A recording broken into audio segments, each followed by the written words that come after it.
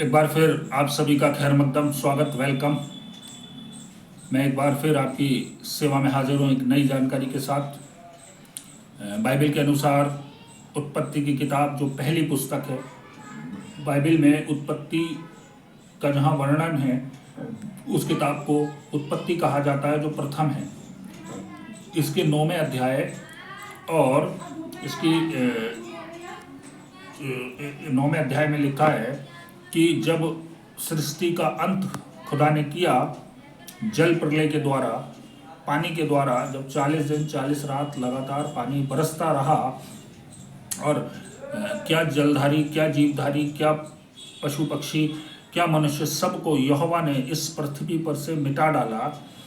और उसके बाद जब ये पृथ्वी दोबारा से सूखी, वो जहाज जिसमें उन्होंने सबको सुरक्षित किया था, जब पृथ्वी पर टिका, जब आया, जब वे उसमें से बाहर निकले तो भयभीत थे कि आगे को लोग जब भी बारिश हो तो डरे ना, घबराए ना।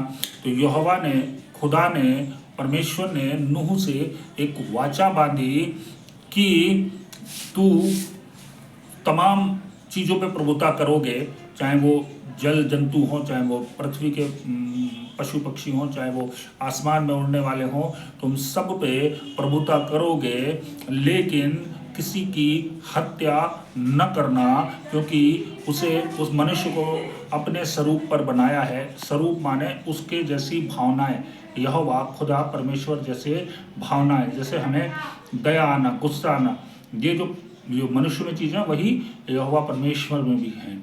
और जब ये जल प्रलय के बाद उन्होंने कहा कि अब मैं कभी भी जल से इस पृथ्वी का विनाश नहीं करूंगा, और इसके लिए मैं बादलों में एक चिन्ह ठहराऊंगा कि जब भी बारिश होगी तो लोग उसको देख के डरे ना, घबराए ना। इसलिए आसमान में एक धनुष निकलेगा जो इस बात की याद दिलाएगा कि मुझे अब इस दुनिया को जल से खत्म नहीं करना है, और मनुष्य शांति पाएगा कि यहोवा ने जो वायदा किया था उसको स्मरण है कि अब पृथ्वी का नाश जल से नहीं होगा। तो ये एक जानकारी कि आसमान में निकलने वाला धनुष की शुरुआत कहाँ से हुई, ये काय चीज़ का प्रतीक है।